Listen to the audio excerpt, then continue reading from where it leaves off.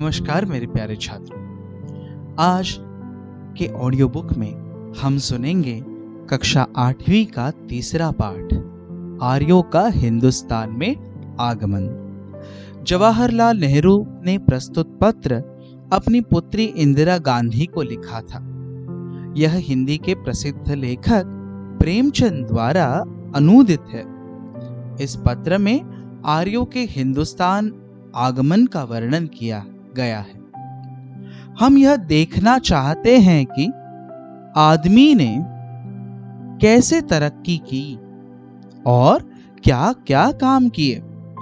उस पुराने जमाने को इतिहास के पहले का जमाना कहते हैं, क्योंकि उस जमाने का हमारे पास कोई सच्चा इतिहास नहीं है। हमें बहुत कुछ अंदाज से काम लेना पड़ता है।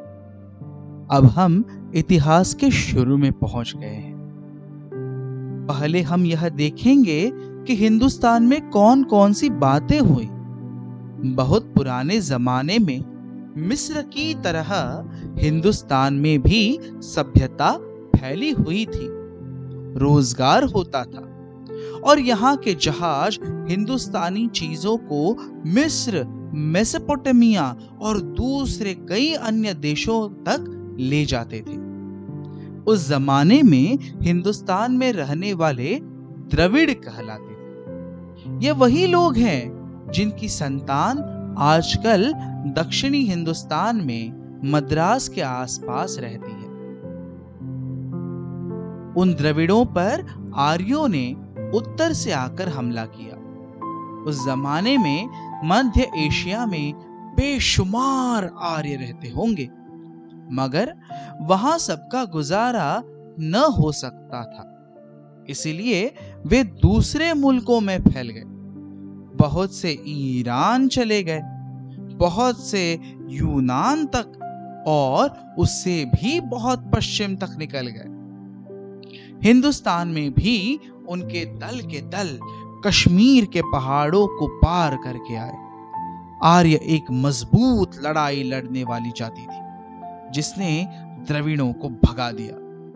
आर्यों के रेले पर रेले उत्तर पश्चिम से हिंदुस्तान में आए होंगे। पहले द्रविड़ों ने उन्हें रोका, लेकिन जब उनकी ताकत बढ़ती गई होगी तो वे द्रविड़ों को रोके न रुके। बहुत दिनों तक आर्य लोग सिर्फ उत्तर में अफगानिस्तान और पंजाब में रहे। तब वे और आगे बढ़े और उस हिस्से में आए जो अब संयुक्त प्रांत कहलाता है, जहां हम रहते हैं।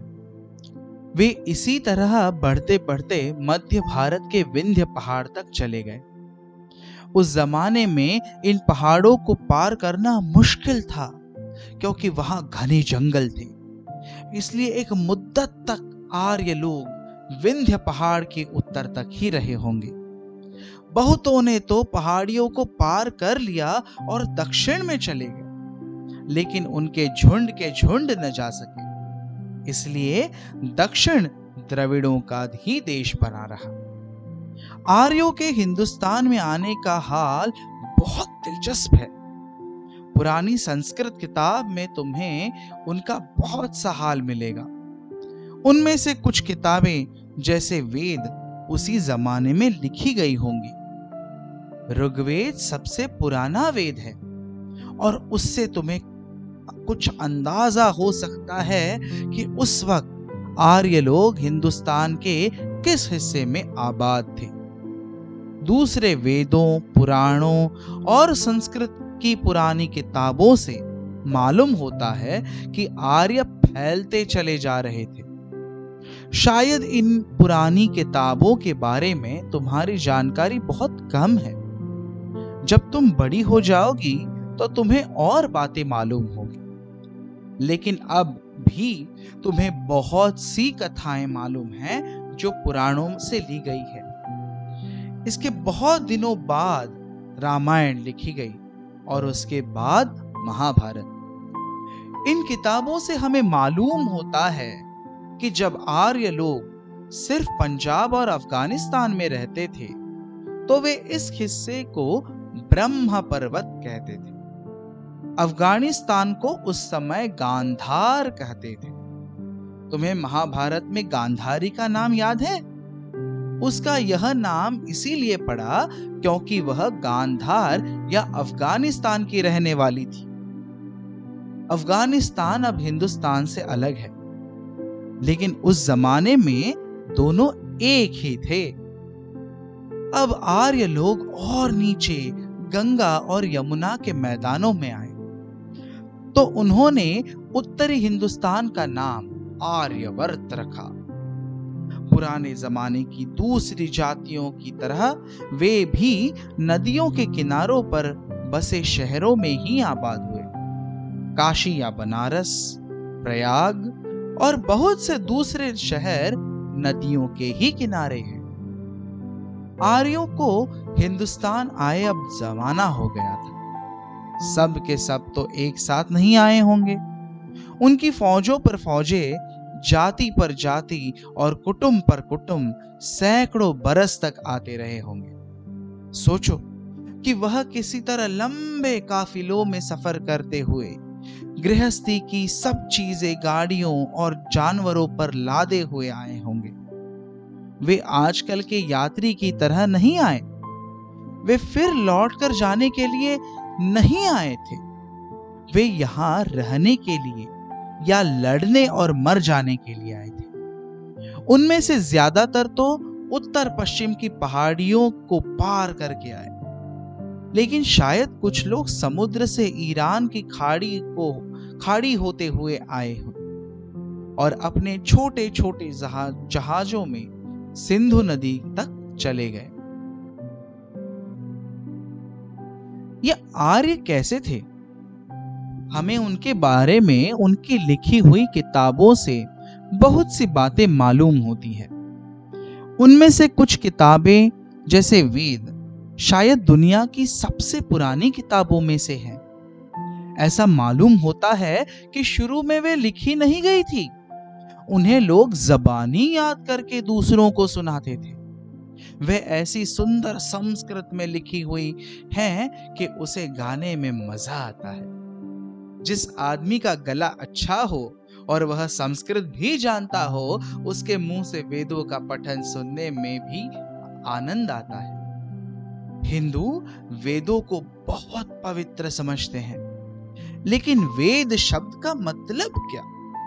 इसका मतलब है ज्ञान, और वेदों में वह सब ज्ञान जमा कर दिया गया है जो उस जमाने के ऋषियों मुनियों ने हासिल किया था। उस जमाने में रेलगाड़ियां, तार, सिनेमा न थे, लेकिन इसका मतलब यह नहीं कि उस जमाने के आदमी मूर्ख थे।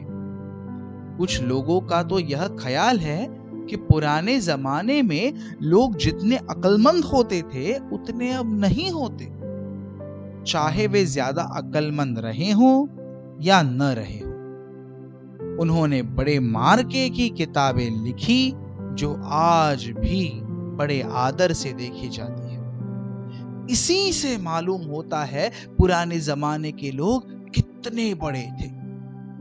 मैं पहले ही कह चुका हूं कि वेद पहले लिखे न गए थे, लोग उन्हें याद कर लिया करते थे और इस तरह से एक पुश्त से दूसरी पुश्त तक पहुंच गए। उस जमाने में लोगों की याद रखने की ताकत भी बहुत अच्छी रही होगी। हम में से अब कितने आदमी ऐसे हैं जो पूरी किताब याद रख सकते हैं? जिस जमाने में वेद लिखे गए उसे वेद का जमाना कहते हैं। पहला वेद ऋग्वेद है। इसमें वे भजन और गीत हैं जो पुराने आर्य गाया करते थे। वे लोग बहुत खुश मिजाज रहे होंगे, रूखे और उदास नहीं, बल्कि जोश और हौसले से भरे हुए। अपनी तरंग में वे अच्छे अच्छे गीत बनाते थे और अपने देवताओं के सामने गाते थे। उन्हें अपनी जाति और अपने आप पर बड़ा गुरूर था। आर्य शब्द का माने शरीफ आदमी या ऊंचे दर्जे का आदमी। उन्हें आजाद रहना बहुत पसंद था। वे आजकल की हिंदुस्तानी संतानों की तरह न थे, जिनमें हिम्मत का नाम ही नहीं और न अपनी आजादी के खो जाने का रंज है। पुराने जमाने के आर्य मौत को गुलामी या बेइज्जती से अच्छा समझते थे। वे लड़ाई के फन में बहुत होशियार थे और कुछ कुछ विज्ञान भी जानते थे, मगर खेती बाड़ी का ज्ञान उन्हें बहुत अच्छा था।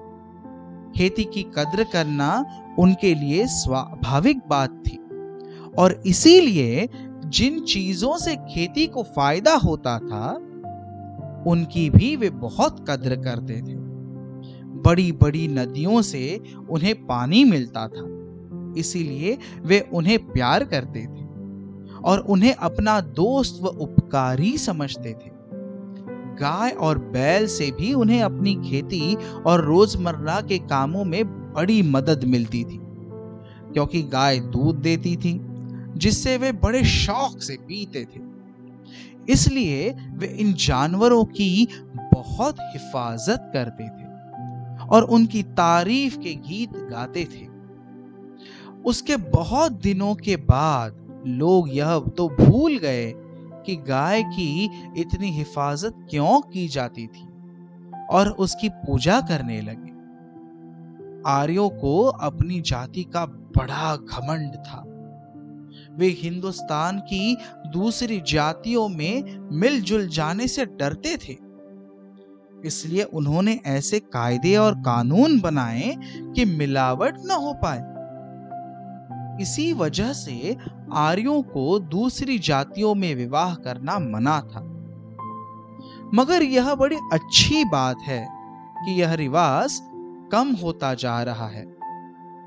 पिता के पत्र पुत्री के नाम, जवाहरलाल नेहरू। अनुवाद प्रेमचंद। धन्यवाद।